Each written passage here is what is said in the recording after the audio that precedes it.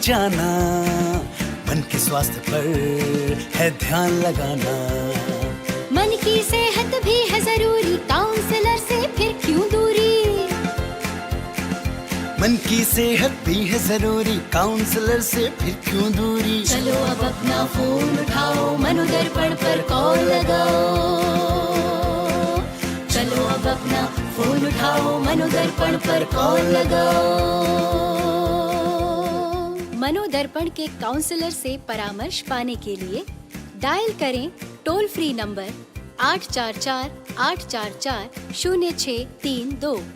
Number एक बार फिर सुने, 844-844-0632। Namaskar, I'm Harpreet Kaur and I welcome you all to our live and interactive session MANODARPAN Paricharcha. Well, we all know that Paricharcha sessions are held under the beautiful initiative of Ministry of Education as a part of Atmanirbhar Bharat Abhiyan for providing psychosocial support to parents, teachers and of course our students across the country. You are watching our live session on eVidya channels 6 and 11 and also on our YouTube channel NCERT Official. Well, you're also watching us live on our Facebook page at NCERT Official. The topic that we have taken up today is towards self-assurance, encouraging positive self-concept in learners. Well, it is very important to feel confident and to be confident in your own skin, in your skills and to be self-assured. It's very important to know your worth, what you are capable of doing and of course reflecting the same when you go out in your community, in school or in your society. So we will talk more about it, that how we can actually inculcate these things in our personality.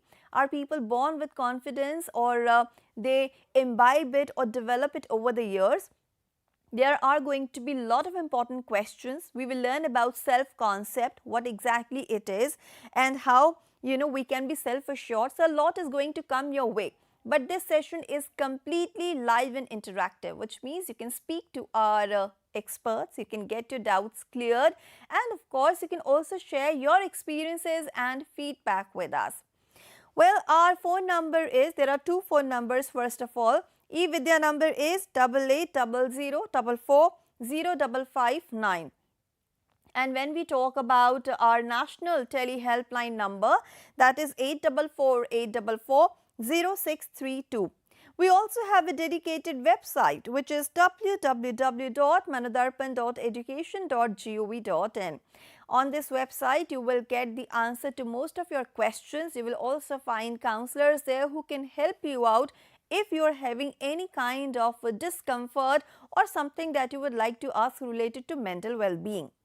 Now, since you're watching us live on our YouTube channel NCERT Official also, you can always go to the comment section. You can drop your questions there. Also share your experiences and feedback with us in the same section. And now, it's time for me to introduce you all to our esteemed guest. Yes, we have some eminent panelists with us and they will be talking about the topic today, which is towards self-assurance, encouraging positive self-concept in learners. So let me introduce you all to them.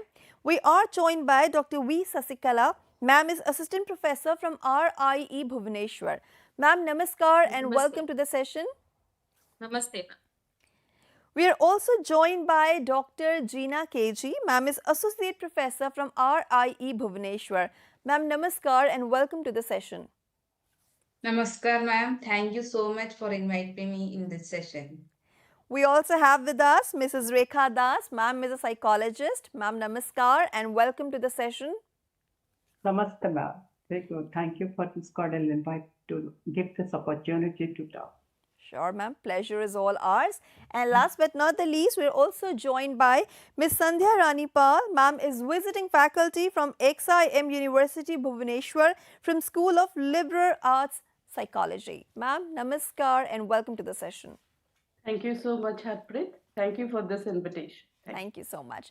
And now, we're going to talk about today about this very important concept of, I would say, self-concept and self-assurance. There's a very common saying that confidence is not always, blessed at the time of birth. You develop it over a period of time, and for that there is a journey that you need to take. In fact, some people feel that first impression is the last impression, and if they couldn't get things right at the first go, they have failed at something. But I personally feel that last impression is the lasting impression, and for that it is very important to be confident of yourself, of your journey, of the steps that you are taking. Now, the very first question that I have is for Dr. Gina. Ma'am, because we are going to discuss this very unique concept, unique topic today. So the basic question that I would like to ask you today is about the self-concept. What exactly is that? Thank you, ma'am. Thank you for this question. So, we have so many panelists, expert in this field, to discuss with us very important concept, self-concept. And I start my discussion with a quote: the most powerful relationship you will ever have is the relationship with yourself. Yes. This quote is given by Steve Maraboli. So, our topic of discussion is very well connected to this, this topic. So, self concept is the image we have of ourselves, our capabilities, our impressions, etc. Self concept is how we perceive our behaviors, our abilities, and the unique characteristics. Beliefs such as we have so many beliefs that I am a kind hearted person, I am a very good friend, are all part of an overall self concept. At its most basic, self concept is a collection of beliefs one holds about oneself and the responses of others. It embodies the answer to the question, who am I? If you want to find your self concept, list the things that describe you as an individual. That we can say that I am a kind hearted, I am very bold, I am dedicated, like that. So, what are your traits? What do you like? And how do you feel about yourself? So many psychologists researched on the self-concept and described that it includes material self, that our body, our possessions and other things in our lives, and interpersonal self, very important, because the view others hold about us, and intrapersonal self, that means our own emotions, our own desires, needs and values, etc. And the famous humanist psychologist Carl Rogers believed that self-concept is made up of three distinct parts: ideal self, self-image, and self-esteem. So, ideal self means the person you want to be. This is the person has the attributes or qualities you are either working toward or want to possess. It is who you envision yourself to be if you were exactly the person you wanted to be. That is, it is not yet achieved, it is to be achieved in the future. Yes. So, the self image refers to how you see yourself at this moment of time. That is, physical characteristic, our social roles all affect this self image. Means it is the present moment, at the moment how you see yourself, what you are.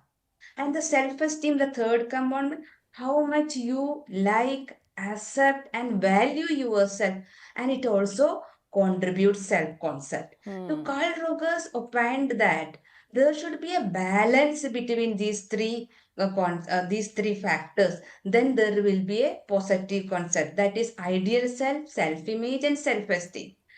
Self concept is not always aligned with the reality. That is, if there is a mismatch between how you see yourself, that is, at time your self image, at time you are, and who you want to be.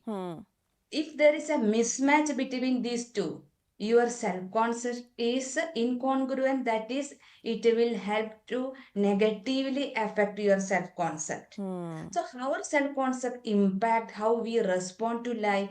So a well-developed self-concept help us to respond in ways that are more positive and beneficial for us and those around us. Right. And also, a positive self concept contributes to better mental health. A strong self concept can drive individuals to set achievable goals.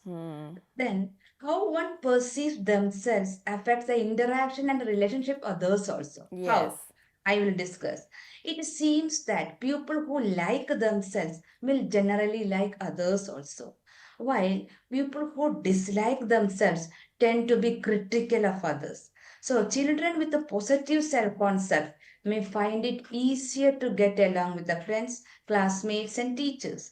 Children with a poor self concept may find it difficult to make or keep friends. So, self concept also affects the quality of family life.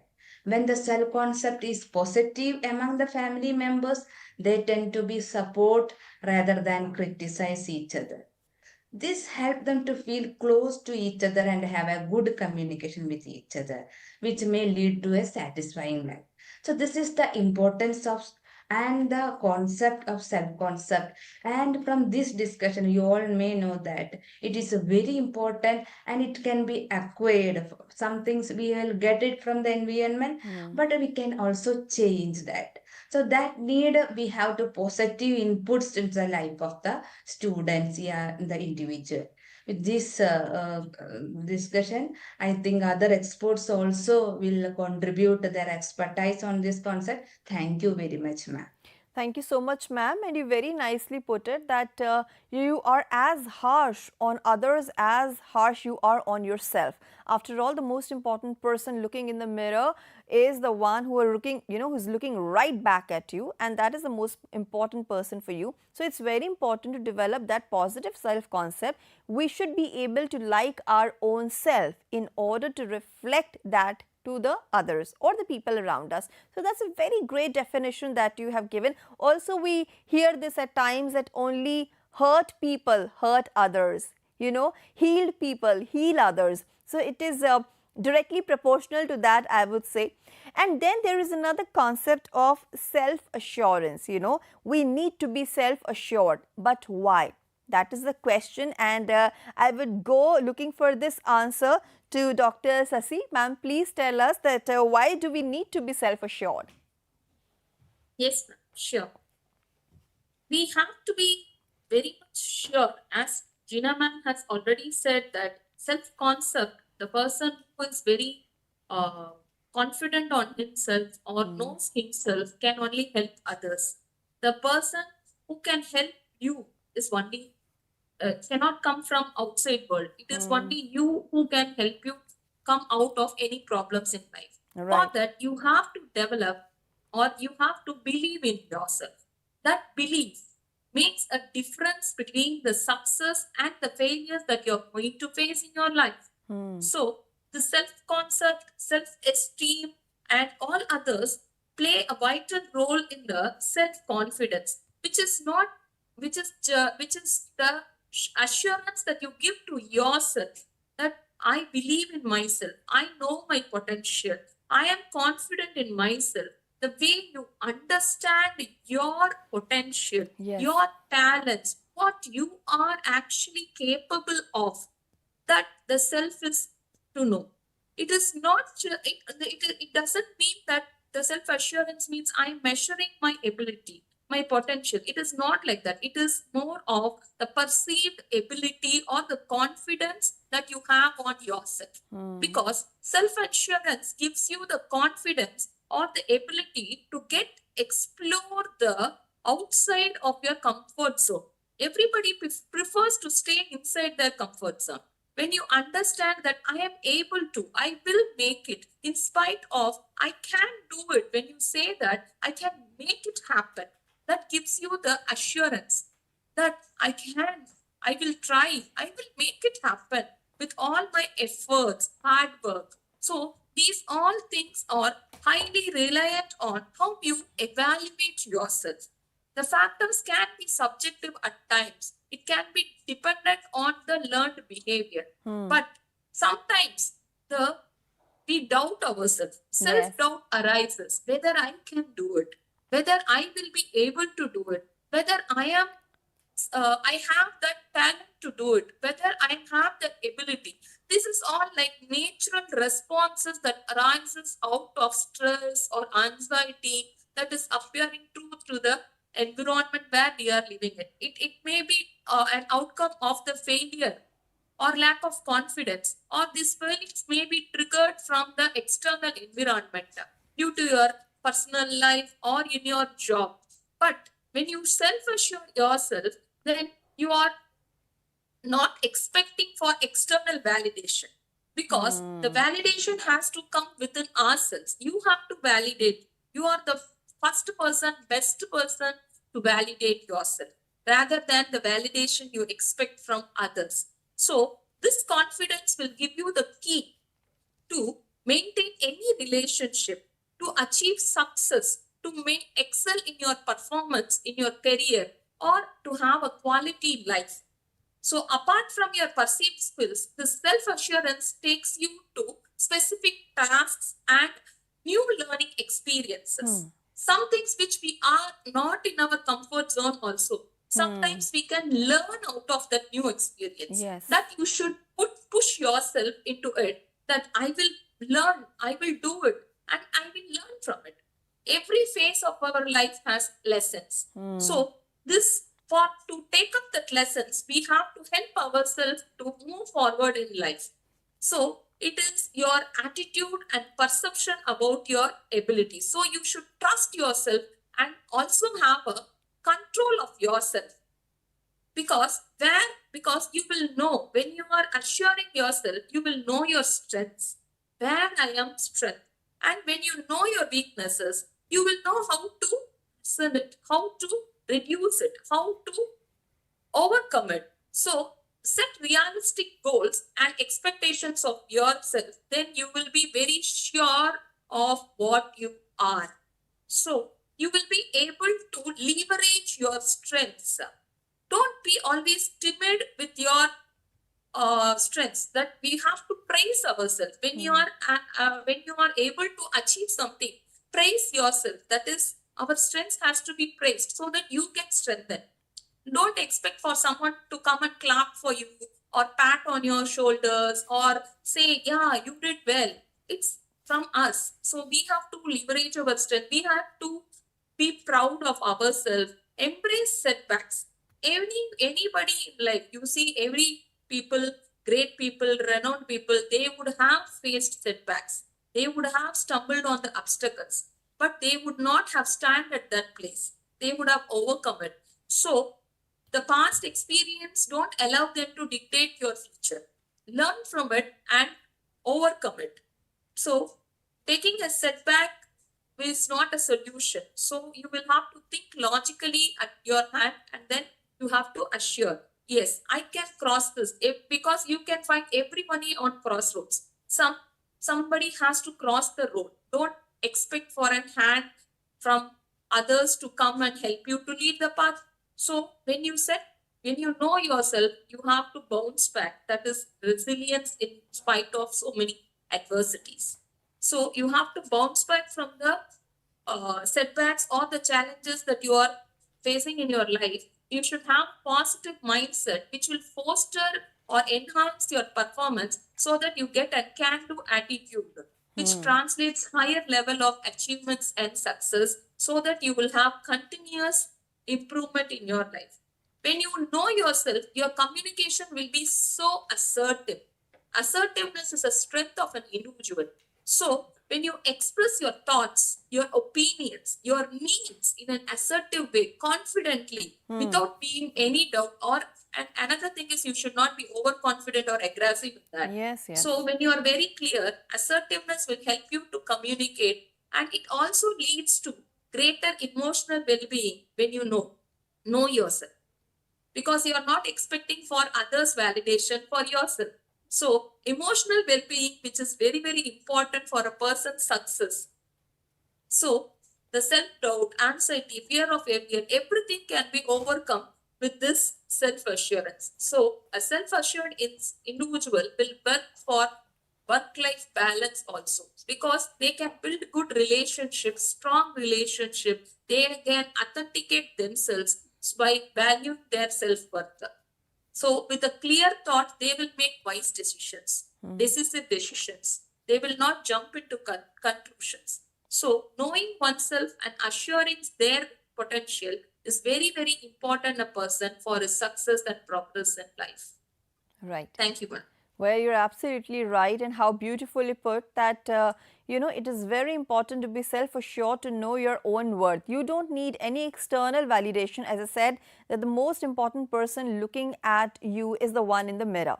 So, don't think that if you are rejected that it is something bad happening to you, because rejection can always be a redirection. So denials are not always negative, but it gives you strength to overcome that. And as they say, whatever doesn't kill you only makes you stronger. So it's very important to be self-assured and to understand your own worth and be confident in what you are doing. This is how you will complete the journey, having a great mental well-being in place. Otherwise, of course, you'll be depressed, you will have anxiety, you will get nervous and whatnot. But then again, self-concept is something that we all want. Why? And how do we incorporate cognitive diffusion in our day-to-day life for a greater understanding of ourselves? That is very important. How can we do that? How can we introspect? Because I think the most difficult, thing in the world is to know yourself, to discover yourself. So my question is this to Rekha ma'am, that why do you think, this self-concept is important, and what does it really want? And how can we actually, include this thing in our day-to-day life so that we get to know ourselves even better? Rekha ma'am.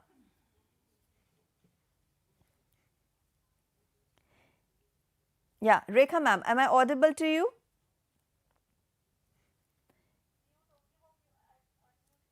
Right. I'm repeating. Yeah. Yeah. Should I repeat my question, ma'am? Yeah, it's already, I heard your question. Yeah. I'm just coming to those points. And first of all, thank you to Jina madam and Sasi madam. Already, they have already covered the intrapersonal relationship and how to come out from the comfort zone. Right. So these 2 points are very much crucial and important to create or to form your self-image or self-identity.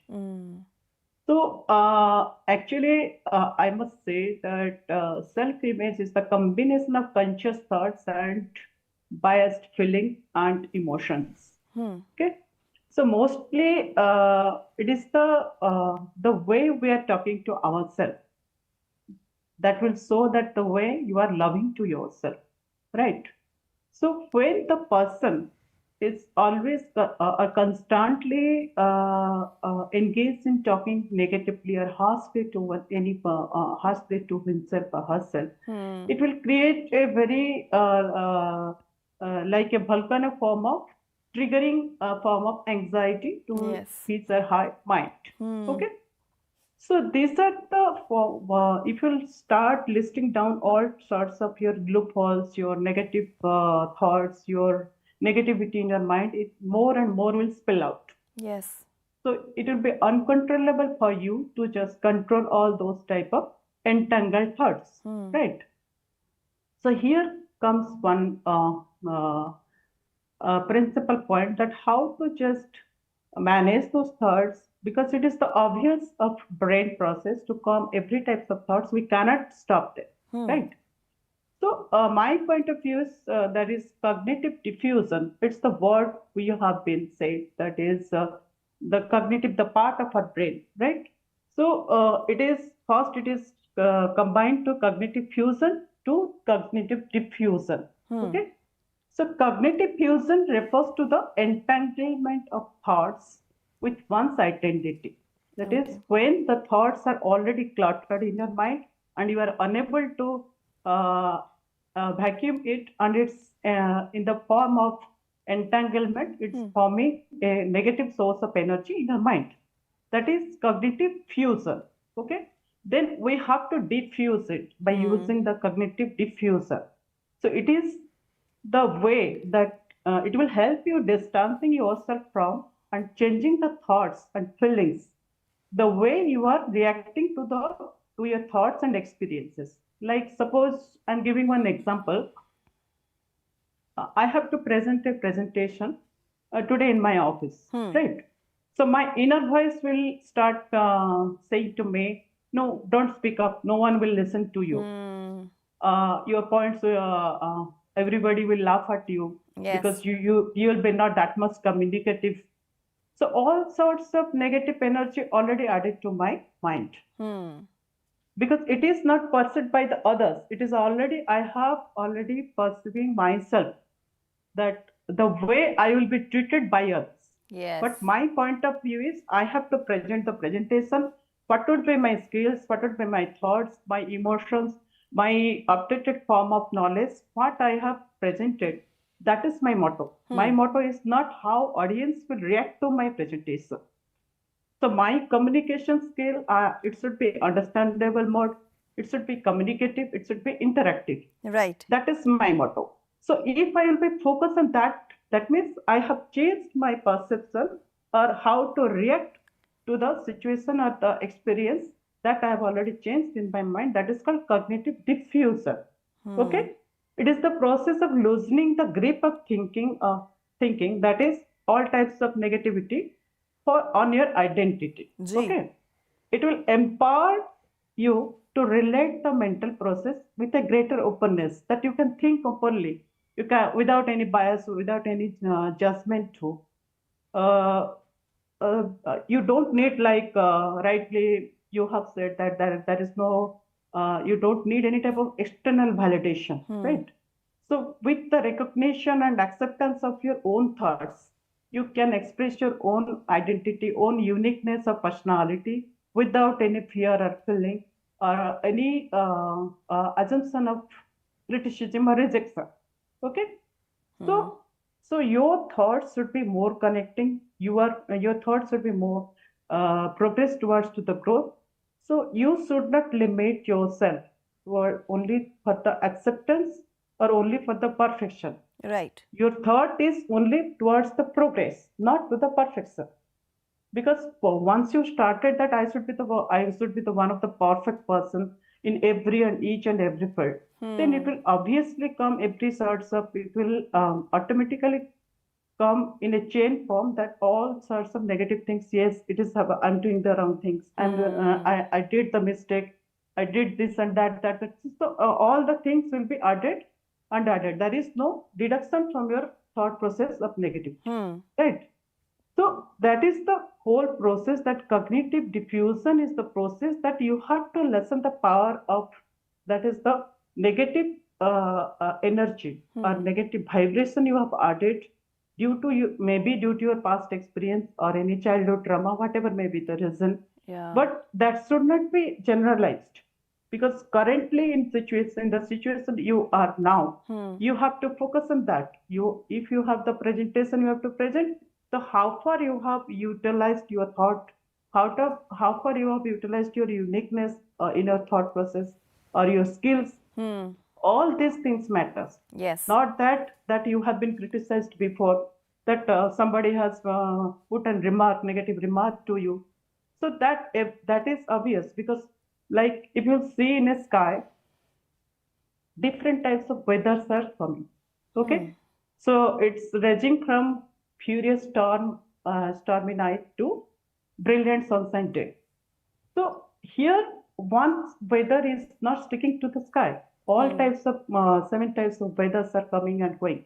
So we have to just see ourselves, our mind, because our brain, different types of thought process will come, and it will generate different types of, from extreme to mild to moderate. Okay, moderate to mild. So it's our perception should be like that. The thoughts will come and it will eventually go. There is no stagnation of thoughts, that yes, this type of thoughts will be, I have to keep in my mind, this type of thoughts I have to just release from my mind. No, because there is no wrong, there is no good or bad types of thoughts. Only we are thinking in the way that we are putting the energy, we are amplifying the energy to those type of thoughts. Yes. That seems to be that it is very much negative or very much harmful to us. It's very much fearful to us. So that is called your cognitive fusion type of thoughts, and we have to diffuse it. Right. So lightly, but diffuse means you have to just perceive the things in a greater openness. You have to show your great flexibility, psychological flexibility of your mindset. Okay, that means you have to embrace the mindset that will allow the thoughts naturally. It will come and go. That is called the cognitive diffusion process. So when the cognitive fusion, you have already entangled all sorts of negative thoughts. Then in cognitive diffusion, you have just releasing or you are loosening all types of that amplifying thoughts to the very natural and to a very natural way. Right. This is the thing. That is the the naming is cognitive diffusion from cognitive fusion thoughts. So this is the main important technique or maybe skills of our mental process we can use in our day-to-day life, and it will be very much useful to us because when we are putting, because words have their own power. Whatever we are speaking, it has its own types of vibration or positive energy or negative energy. Whatever may we're thinking about yourself or speaking about yourself or listening about yourself, that matters a lot. So if you always started listening to the inner critics, then obviously those negativity will be amplified. Yes. Right? It will be triggered. So we are always in a form of volcano, and it will make a vicious circle. It cannot be break. Yeah. So that is the thing. So we have to use always the cognitive diffusion pattern so that our mental process, our visualizing the world in a different way, in a very openness, that will helpful for us, and it will this type of skills we all should inculcate or use in our day-to-day life. That is my point.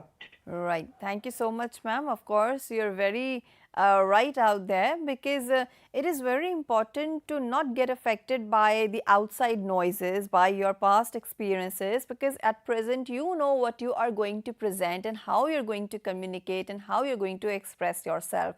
So that is very important, to let these thoughts, negative thoughts, flow out of your system, and for that you need to be very positive. You need to continuously work on yourself, and these are not just habits that you develop overnight. It's an everyday practice, and that's what we call conscious living. You need to be very conscious of your thoughts, of your psychology, of what's happening, up there in your mind. And now, Sandhya ma'am, I want to ask you another important question, that how constructive feedback helps us develop self-concept, because feedback can either be negative or positive. It can be constructive, it can be destructive also, and people are often scared to take it. So how do you think it helps us when it comes to self-concept? Thank you so much, Harpreet, for your question. So to start with, let me just tell you that this platform is a platform where we are reflecting our mind. That reflection is so important, like to know the mental health of a learner. Yes. And today the idea of bringing this topic by our panelists is to make our learner self-reflect. Yes. To help them reflect more and more. And already the panelists have well defined the concept, but let me tell you that let me repeat that we all believe on self-reflection and feedback. Why feedback? Because until the learner knows that where he or she stands, how he can self-assure himself or herself. Right. That knowledge of result is so important, and being adult around the children, we need to repeatedly make them aware about their stand, where they are. And why I'm giving this feedback is important, because they can know themselves. They can realize what strength they have, what weakness they have, how to get out of those weaknesses. And so it is it is important, and sometimes I can say that it is so unquantifiable term, that is sometimes we can only see a child is confident when the child understands how it is important for him or her. So, see, when a child is prosperous at home, prosperous at school, we can expect that confidence globally. You know, the child can perform anywhere with that confidence. So, being parents, being teachers, because I have invested 16 years of my career in teaching, I have come across different types of students, different types of learners, and everybody is different from each other. Yes. And that dynamism is so important on the part of the teacher to understand that what actually a learner needs. What is the mental need of a child?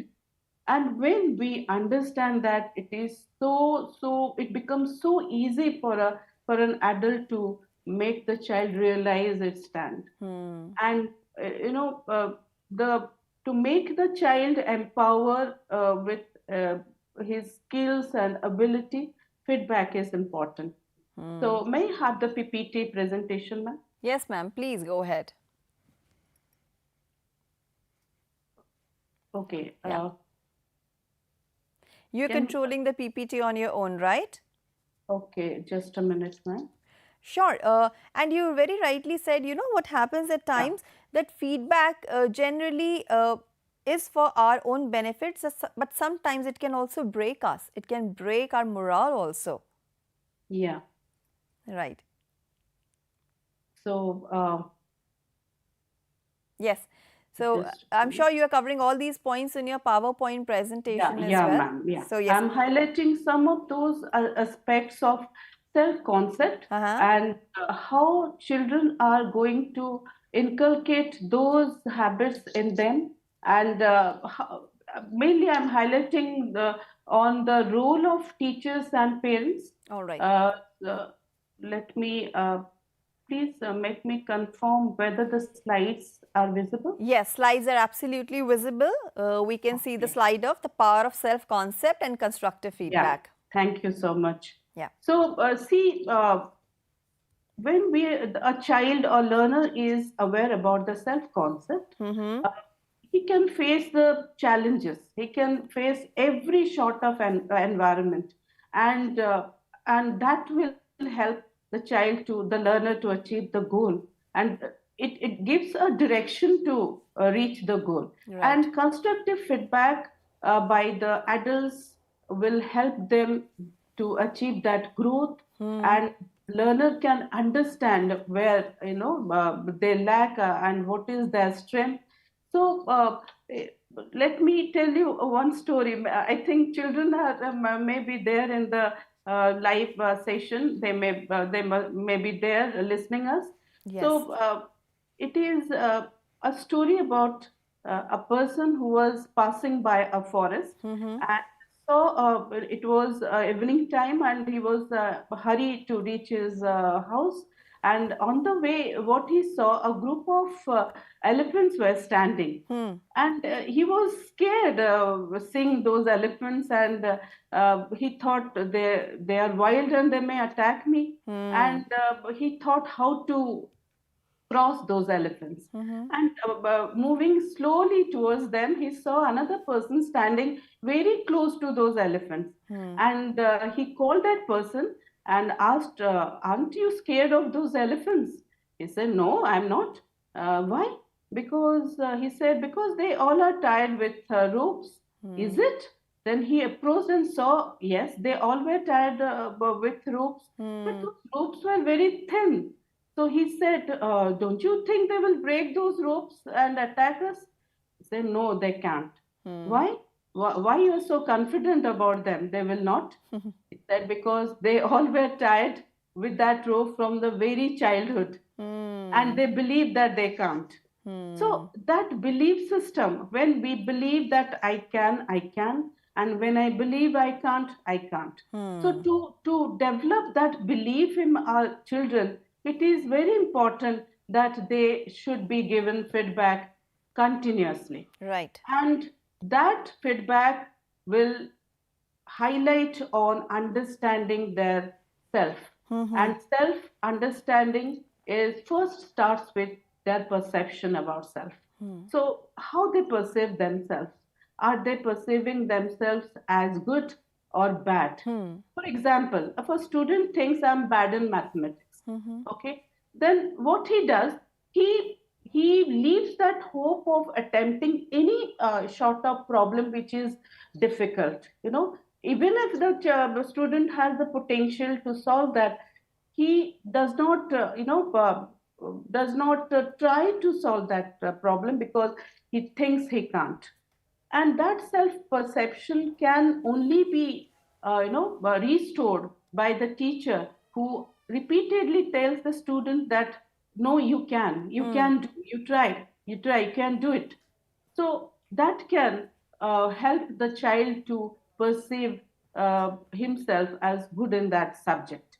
And if you go to the self-esteem part, self-esteem, is a value. It's a value that learner gives himself. When they value themselves, they can be more resilient toward all sort of challenges. Right. They can develop a positive attitude towards what they are doing. And definitely, whatever setbacks, whatever limitation they have, they can come out of it easily. And yes, teachers, they should always encourage their students, and parents should encourage their children always to achieve what they want. Yes. And when we come to believing the ability, it is the self-efficacy. So when we believe on our ability, the half the work is done. So sometimes if the work is even difficult, and if you believe, yes, I can, then the situation becomes so easy, so smooth, and learners can take lot of risk, and they will have that perseverance to achieve that goal. So self-perception, self-esteem, self-efficacy, these three really are to the self-concept. Now, if we move to the role of feedback, I can categorize. Sorry, I can categorize those roles as, when we continuously provide feedback as adults, children get the information about their performance, their strength, their improvement. Now, when they have that information, they can, try what they have not. And see, when if we talk about motivation, when a child is writing good, a teacher is telling, okay, you wrote very nicely. But if the teacher can become more, specific, like telling that your vocabulary is very strong, you're doing so good. Now that adds to a motivation and encouraging for the learner.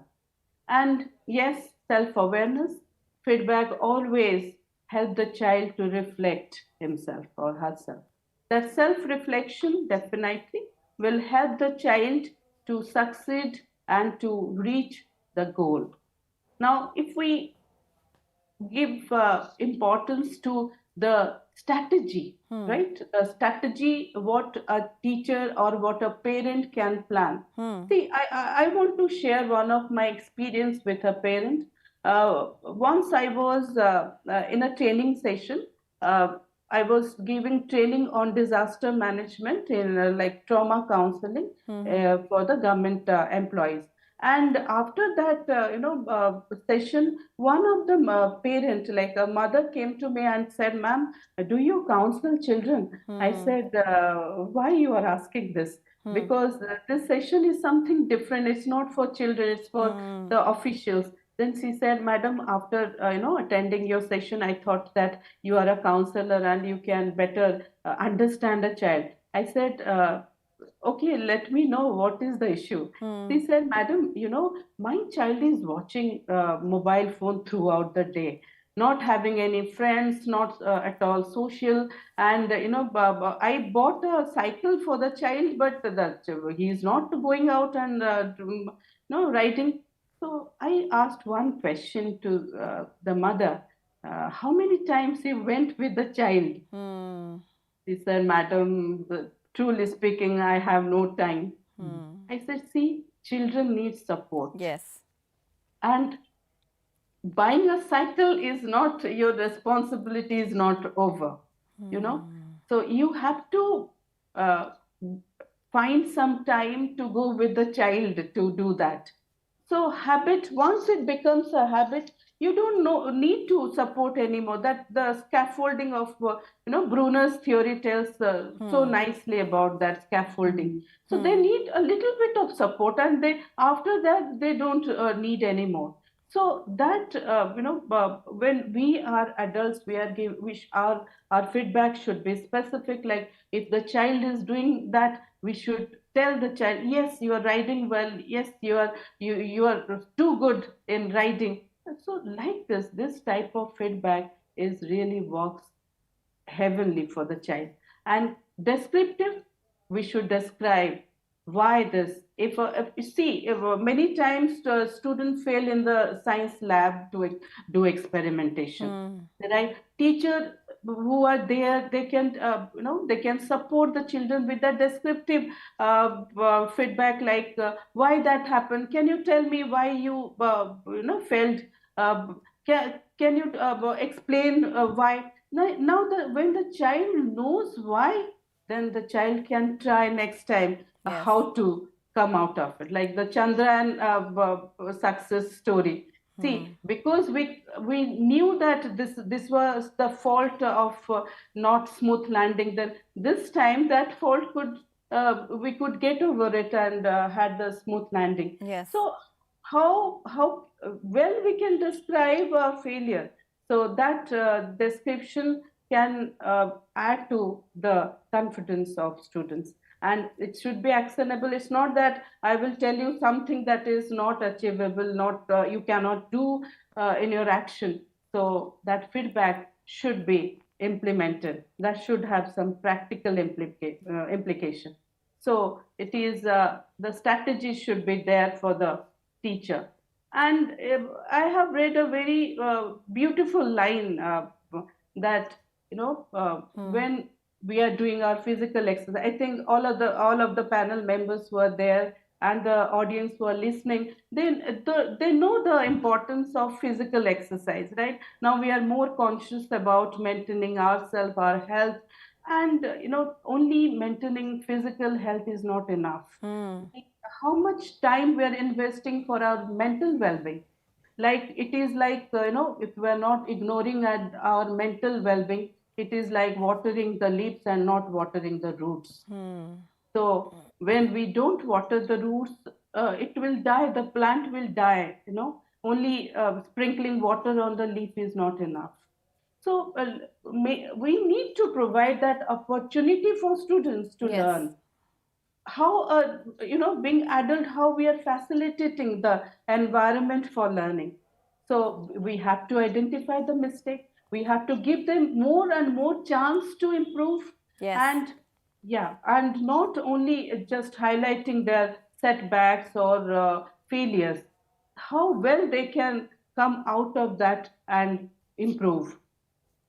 Then our effort, we should give our, enough energy and effort towards the students, how they can value their own effort, how they practice, how they can become committed to their activities. And yes, always they should realize where they are. Your progress and improvement, the knowledge of the child's progress and improvement. Yes, because examination, the continuous feedback exam. Why examination? If there is no examination, can't student learn? Yes, they can, but they will not be aware about their progress. So to make them aware about their progress and improvement and celebrate, yes, it is very important. They should celebrate their progress. They should cheer their success, and that only can be done with the support of adults. If we go to the recognizing and addressing the negative self-talk, I think our panelists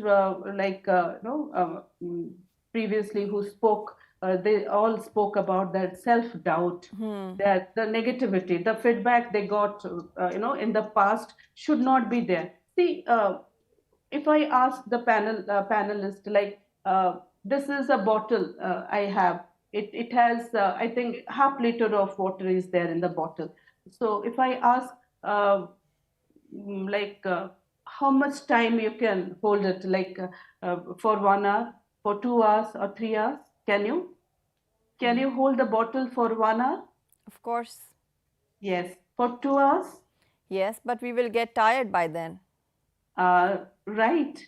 So the more you hold, like, see, now it is half liter, you will feel 5 liter. The more you hold, the more you feel. Yes. Likewise, they should, the faster they release those feedbacks, negative feedbacks, faster they release their negativity in their mind, the more relaxed and more, um, calm, and they can feel the reality, they can feel themselves better.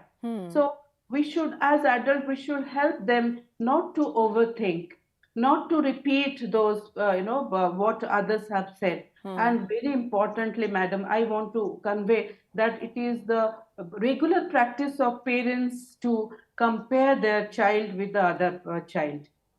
It is the comparison, even, sibling comparison is also there. Yes. Parents are comparing their own child with the other child. That is the greatest mistake they commit, because every child is different. I always say, even of same parent, they are not same. So we should not compare, rather we should recognize, we should make them realize what they are, and to come with the peer. Yes, because parents, teachers, and also we cannot ignore the importance of peer. Yeah. So peer, those who are present in the classroom, outside the classroom, and how teacher is creating, facilitating that environment to provide that opportunity to collaborative work. So projects, some assignment should be there where teamwork should be encouraged. They should have perspective. When they work in team, they can understand each other. They can share. They can develop a acceptance attitude, like respecting others' opinion. And yes, peer feedback offers, like when you are working, when we're interacting with your friends, they can tell you more about yourself.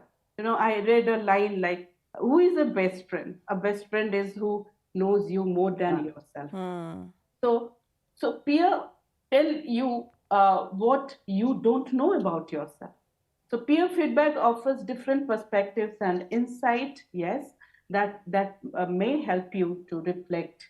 And it's the empathy, that understanding others' emotion, respecting others' view, and that teamwork will help them to foster that empathy attitude. And communication, of course, when they are together, they communicate, they share, they care each other, and that help to collaborate. To end up my discussion about feedback, it is so important that teachers should develop the strategy of STAR, GROW, and SORT. SORT, yes, STAR, that is the situation. The teachers, the adults should realize the situation, provide that appropriate task where they can implement their knowledge and skill, and the results should be communicated.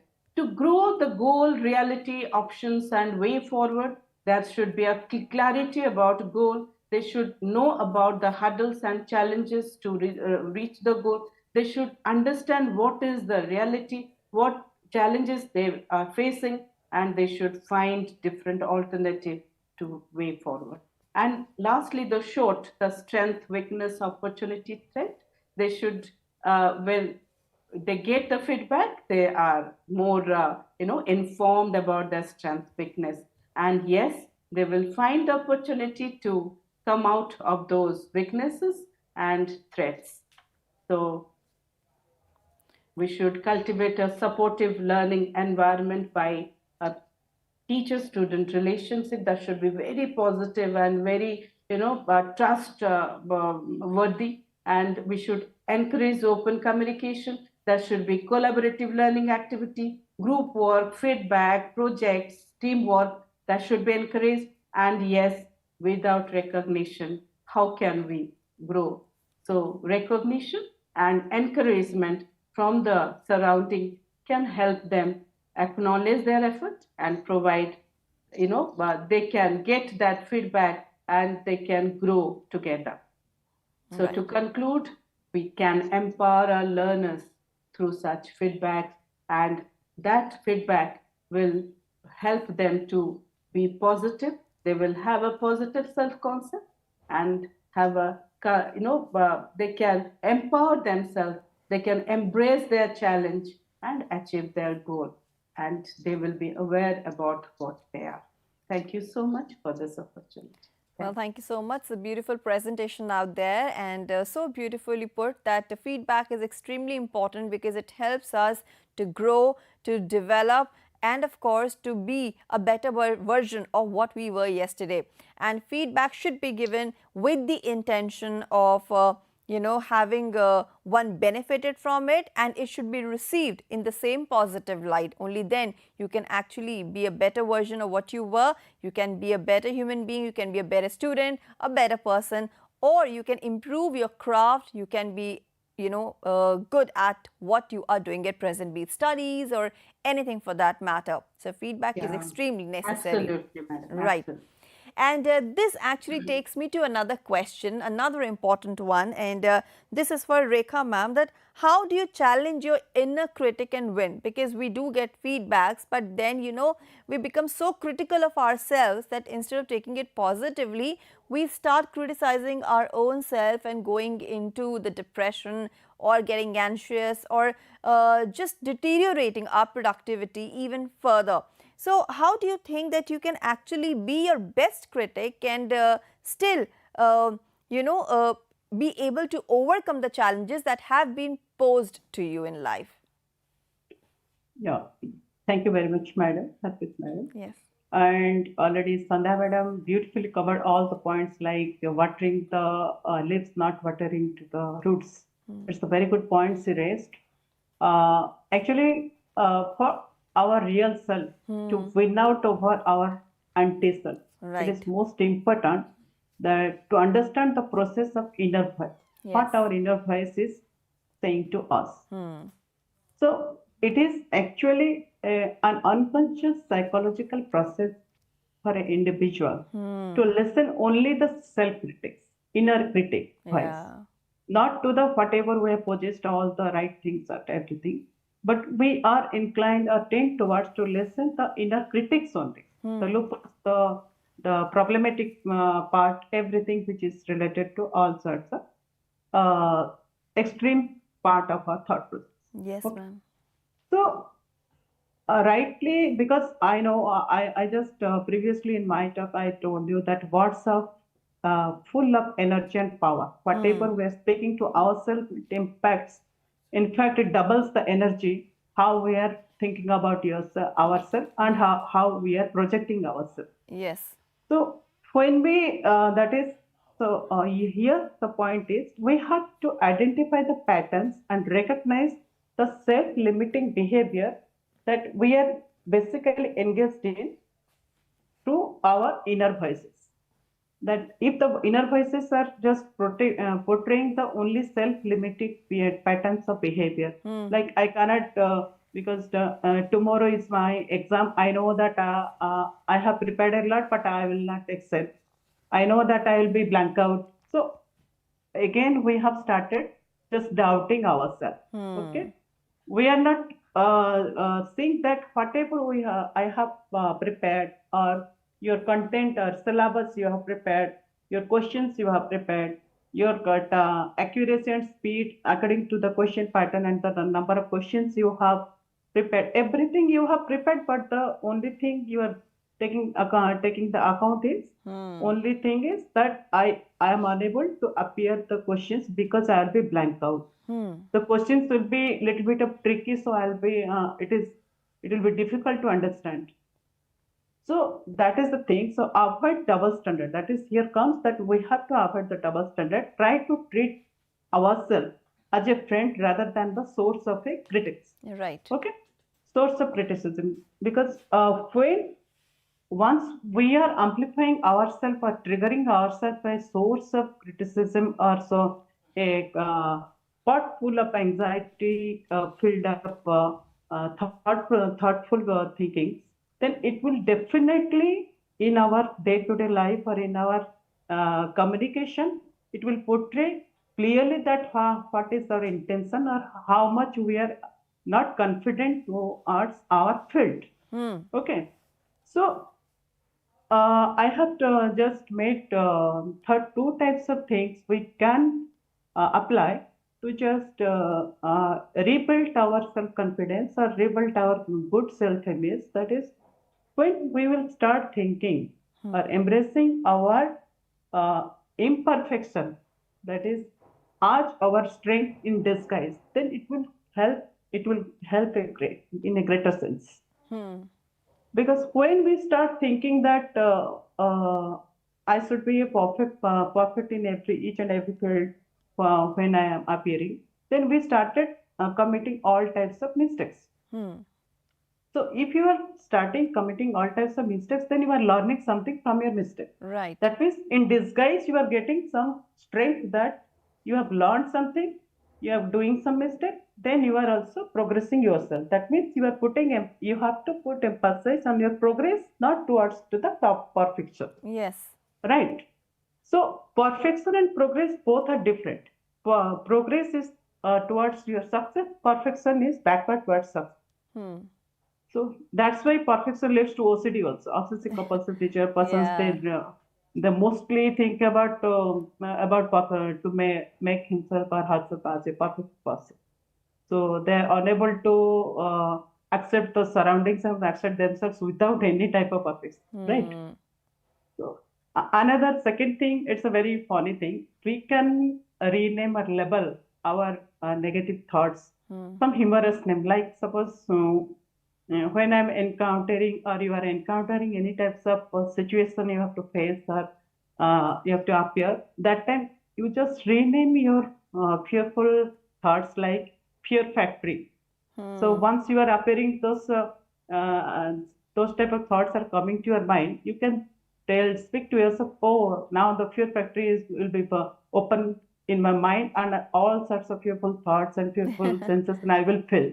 Yeah. So it's one type of humoristic, like a perfection for police or self-doubt squad. So these are the humorous name you can label to your self-critic statements. Okay, so this will give you a sense of humorous as well as a sense of reality towards your thought process. Right. Suppose one simple example, not a, it's an example occurring along with some humorous part. Suppose we'll record our thoughts in a record mode that all extreme thoughts or negative thoughts that is coming to your mind and just lower down the volume. Okay, then it will just seems to hear you that the sounds are just one alphabet will just trace to the end of the volume. That is, suppose I'm stupid, then stupid. That's why this only the D and I. You will listen to the end of the only that alphabets stretching will listen till the end of your volume once it ends. That means when you started identifying that there is no validation or there is no point to listen the full sentence that whatever I'm speaking to ourselves, if it will end, there is no connection towards the sentence, only the alphabets are there, only the that stretching sounds are there. That means the negative thoughts have no existence or no authentic until and unless we are giving force or amplifying our energy to the thoughts. Yes. That is the thing. So that means the powerful words, the less powerful words or powerful words we are using for ourselves, that matters a lot. The emotions behind our inner critics, that is also important. So that means there is nothing either good or bad. The thinking makes it so, right? So that's why I must say that we have actually two types of inner thought, that is narrative inner monologue and evaluative inner monologue. In narrative inner monologue, what we are doing, we are narrating, you are just explaining ourselves from starting to bottom part of the day that we did such type of things. Then in evaluative inner monologue, we started evaluating ourselves. That is self-evaluation or self-critique. So all types of negative, all types of mistakes, all types of, even if you did not do any type of mistake, that also it will be visible to you in a very loud and clear manner. So we are more in this two pattern of inner monologue, we are emphasizing the evaluative inner monologue. For that reason, we have to challenge our assumption, what we are going to, what we are assuming, not to the outcomes of the result. So once our assumptions will be controlled, what our that overthinking, you may name it as the overthinking, or you are apprehending something which is not actually going to happen. Okay, so actually in my also 17 years of career in my psychology field, I have already handled lots of cases in such type of people, like even tomorrow, yesterday was one client was there. I'm giving one beautiful example. She told, Madam, whenever I'm sleeping, I'm okay. And I'm sleeping, I'm very much comfortable. I have a very good sleeping pattern, 6 to 7 hours, I'm able to sleep. Then after waking up, after just waking up, I started all sorts of all the triggering thoughts and negative thoughts is coming to my mind. I'm unable to concentrate on my work or on my job. So I have also difficulty to maintain my relationships with my boyfriend. So these type of things. See, once I just told her, okay, you have a very good pattern, sleeping pattern, that is 7 hours if you have sound sleep. That means in your sleep, there is no disturbances. The entire full day, whatever the negative thoughts are coming to your mind, or that cluttered thoughts are disturbing you, that means you are okay in your biological system. So that means you just say the positive part, that if your sleeping pattern is okay and you are unable to concentrate on your work, but you are providing all the positive output for your company. That means all your inputs are good, but only the thought process is disturbing you because you are just seeing to the part of the thinking which is disturbing you. And the potential you are just using for the good outputs for your company's work, for your biological betterment, that is your good sleep or your healthy food habits, that you are ignoring. So once you will count that whatever the potential benefits you are getting from the entire day from your activities, you will find that the 30% of problem is only that you are sticking to that 30% of problematic thoughts. But the 70% of potential things or productive things you are omitting and you are ignoring. So here the point is, if you will just stick into one point which is very negligible energy, very negligible point, that point will seems as a mountain. Okay. So here that we heard that your any type of imperfection or any type of problematic, any type of self-criticism thoughts are coming to your mind, it will definitely not going to hamper you to your productivity or towards your work output, if unless and until if you put more and more negative energy or more and more, if you do not ruminate the things repeatedly, you will not think though that 20-30% of thought process, it will not going to harm you. Right. So your entire day productive, you just see what are your engaging activities, your productive activities, your healthy lifestyle, your whatever the good habits you have also maintaining within this 24 hours, and again count your all types of disturbing thoughts which is giving problem to you. So if you're finding that only 20-30% is these things are just making me trouble, and but 70% is I'm engaged in a very productive and constructive way, that's okay, that's fine, because thoughts and mental power or mental energy, whatever we are facing, those have different types of variations. You should feel like in our dinner or lunch, you will not taste all types of varieties in our food, then it will be monotonous. That yes, bitter taste, that like bitter gourd or karela, you may say. You have sour things like curd, you have dal, you have roti, you have sabji, you have sweet items. So different variations you are just testing. But you are not, if you just stick to the yes, this food is very nasty because I have that karela and bitter gourd. Then it will give you that every food has its bitter taste. Yes. So that is the variations you are just facing. You have to accept, yes, all the variations positive. There 70% is beautiful things I have for this, and only the 20% that is needed. That is, I think Sandhya madam told to come out from that comfort zone, right? Yes.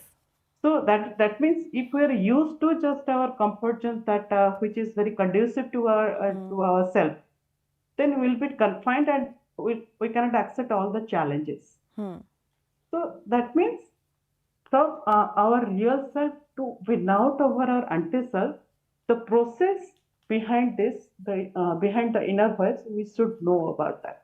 We have to identify the patterns, recognize the things where it is coming. It is coming from a big source like my whole entire activity is going to disturb, or only only the very negligible portion it is happening to me every time. Yes. So that means it is on your grip that whatever you can do, you can do. If you are thinking it is a big thing, big problem for you, it will be a big problem for you. If you are thinking, no, that is nothing to me because I will not put any type of energy to that type of thoughts. So definitely you will think that this thought has at all no work for me to disturb me. Okay? So that's the thing, that how to challenge our inner thoughts and win over it. Right. So winning is not, it is not winning. We are just ignoring. We are just ignoring by just shifting from those negligible part of our criticism to our constructive part. Okay. Right. So that is the thing. So mostly these young generations are facing this type of things. They just want this instant result, instant gratification. Whatever the thing, every time my clients are saying, ma'am, some just prescribe some pills so that I can sleep for 3 hours, then I will wake up, then again I will sleep for 2 hours, then I will wake up, do this and that. How could it be possible? You will sleep for 3 hours, then wake up, then you will do 2 hours of things, then you will sleep and wake up. After that, you will do 4 hours of work. So whether if medicine has its real good effect, Yes. then no one in this world will fall sick. Absolutely. Maybe exactly. You see any diabetic person, you see any psychological problem to any psychiatric medicine that the person is taking, they are not completely okay.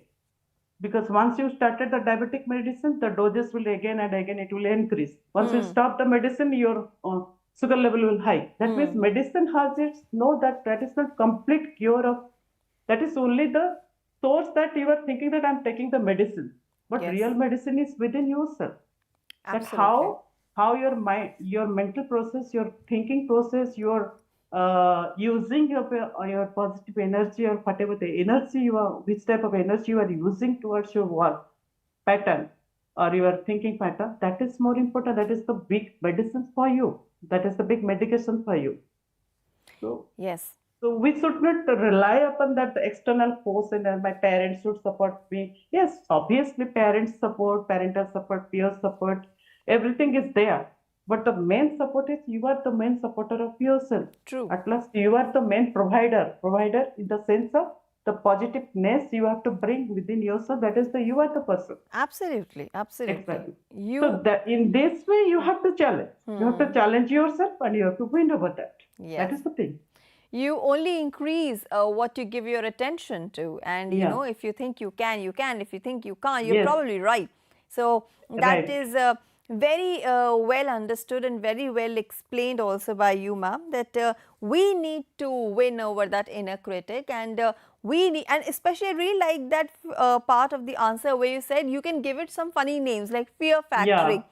Whatever is Fear scaring factory. the hell out of you, just give it a Yeah. name and then play with your emotions. Self-doubt squads. Exactly, Yeah. exactly. And you know, after learning about all these things, of course, we do understand that having self-concept is very, very important, but you can also enhance it. If it is little bit less in you right now, you can always enhance it. But how can we do that? There are certain ways, and Dr. Gina will explain us, how we can actually enhance our self-concept. Yeah. Yes, ma'am. Yes, ma'am.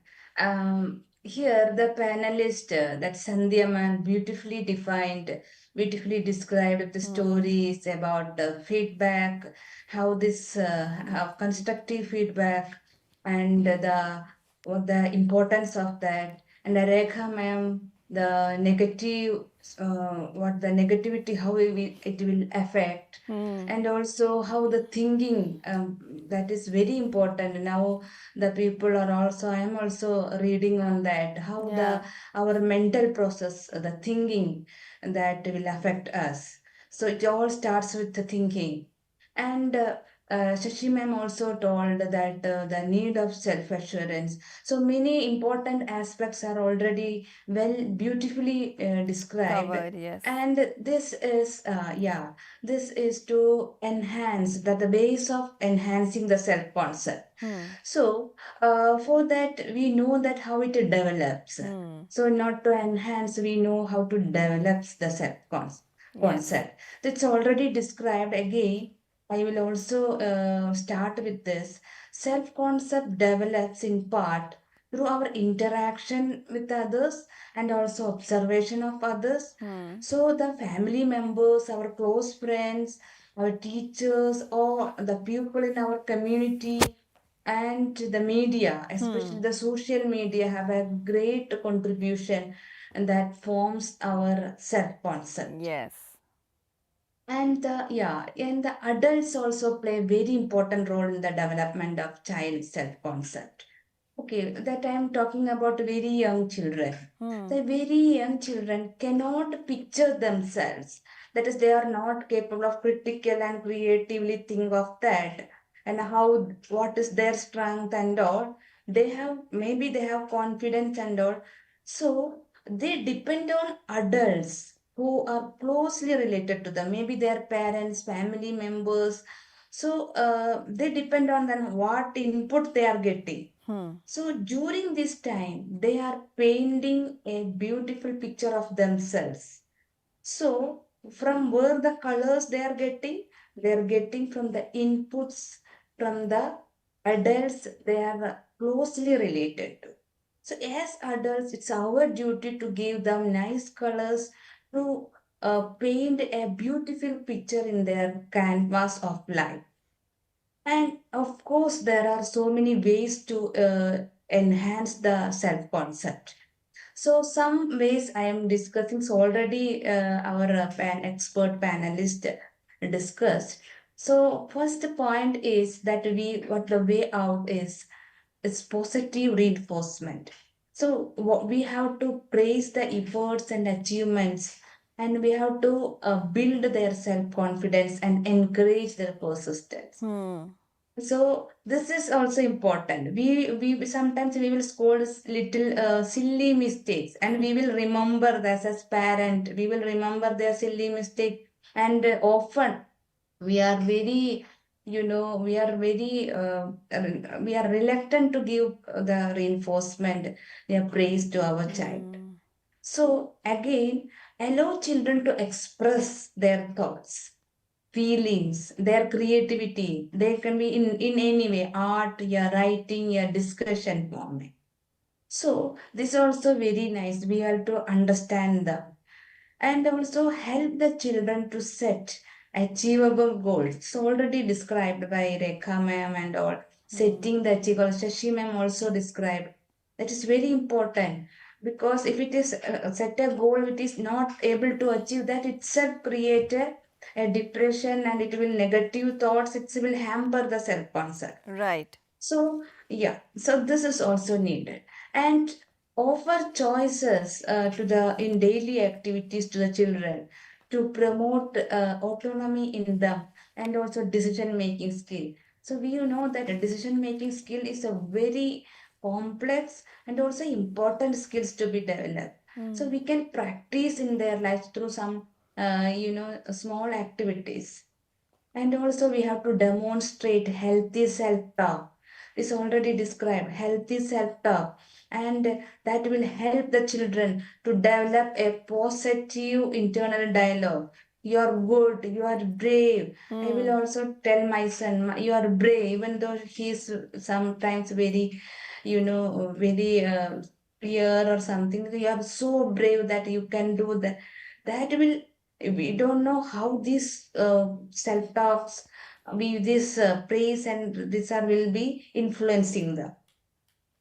And also the other point is encourage children to face challenges and find solutions, enhancing their sense of capability. Right. So this is that is problem solving skills we have to teach, because even the we know that silly a simple problem comes, the students are to be very panic, their anxiety level, so they can't face that challenges.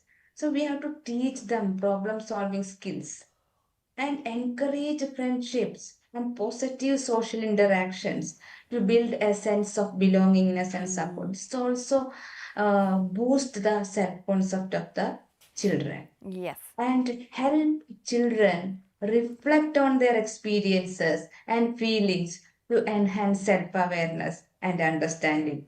They have to reflect what went wrong, yeah, what went well, and how this influenced us. Like that, they have to give training in the self-reflection. Yes. And again, they teach children to appreciate their own uniqueness and that of others. Sandhya ma'am also told that we compare the children. That is the worst thing we are doing to the children, because all children are unique in their way. Yes. So, yeah, and celebrate that uniqueness also. These will boost their self concept. And we can introduce some new activities and experiences to children to discover what is their interest and their strength. And Yes. the most important point is, ma'am, this is providing unconditional love and support. This is the, this the need of the hour, because as parent also sometimes we feel in our work schedule that the unconditional love and support, whatever they do, whatever failure, whether they got less marks in the exam, or we have to give unconditional love and support regardless of their imperfections and failures, and this will help to create a secure foundation for their self-worth. Right. Yeah. And also, important thing is help children understand that setbacks are part of growth. Like failures are common, and encourage them to learn from the failures. We can say that if one failure, you have to encourage, learn from that and go forward. So, such kind of that we can say that teaching them the resilience skills. That is very important. That is we have to make them face the challenges and accept the failures also, and celebrate your success and accept and learn from the failures. There is nothing wrong in that failure. When we fail, actually we are not trying again, that time only we fails. That should we have to understand them. Yes. Yeah, and also self awareness, that is very important, because practicing self awareness as a children, yeah, adults, we are very busy in knowing others' strength, others' weaknesses. Sometimes we didn't know what is our strength, our weakness. So understanding our thoughts very important, as rightly Rekha ma'am told. Our thinking pattern, give we can say that thinking, what you think you become. Yes, So absolutely. yeah, so these thoughts, feelings, and our strength. We have to be very, we have to know that what are our strength. As important is our weaknesses. Yes. So when we know all these things, it is brings a strong foundation for the self concept. It will also enhances the self concept. Right, ma'am. So Yeah. yeah, Be- by reflecting on who you are and how you perceive yourself, you can identify areas for growth, celebrate your achievements, and develop a more authentic and positive self-image. Absolutely, ma'am. Very rightly said. And because we are running short of time here, so we have to actually end this amazing conversation here only. But what you said absolutely makes sense. We need to be aware of our own self, and that is how we can actually present ourselves as the one we really are. We need not to be pretentious. We need not to pretend of somebody who we actually are not. And this way, we can definitely enhance our self-concept, self-assurance, when we can stay true to ourselves. With this, we have come to the climax of this wonderful Paricharcha, where we discuss the topic towards self-assurance, encouraging positive self-concept in learners. I hope you all enjoyed this conversation as much as I did. And now I would like to thank all our experts for their unique and wonderful contribution to the session. Dr. V. Sasikala, Dr. Jeena KG, Mrs. Rekha Das, and Ms. Sandhya Ranipal. Thank you so much, all of you, for your valuable contribution to this session. Thank you for making it a success. Thank you. Thank you so much. Thank you so much. Thank you Harpreet, so for much, your ma'am. nice Thank you. answering. Thank you so much, ma'am. Lovely. Thank you so much. And now it's time for me to tell you about the schedule that is going to be followed in next few hours. Yes, you can watch it on your screen. And we're just through with our MANODARPAN Paricharcha. And in a short while from now, you can watch our online training session program. This is going to be in Hindi, and the topic will be Mansik Swasthya Evam Social Media. You will watch it between 4 and 5 p.m. and this will be followed by another very interesting session, of course, on mental and well-being itself, mental and psychological well-being. That will be Sahyog, and for that topic will be building a positive school climate. And last but not the least, from 5:30 p.m. to 6:15 p.m. we will bring you a program on school leadership and development, a program that is specially meant for the school heads of the country. And with this, it's time for me to take leave of you. This is me, Harpreet Kaur, signing off, but please stay tuned for more educational programs on our different platforms. Thank you so much. Namaskar. Thank you. Namaskar.